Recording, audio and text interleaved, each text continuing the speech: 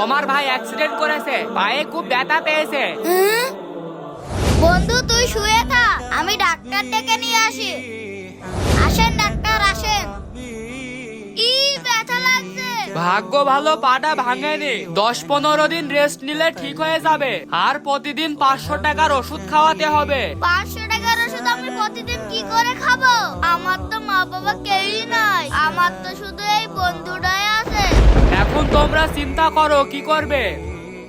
তুমি তো এখন সুস্থ হয়ে গেছো। এই নেন ডাক্তার আজকে ওষুধের টাকা।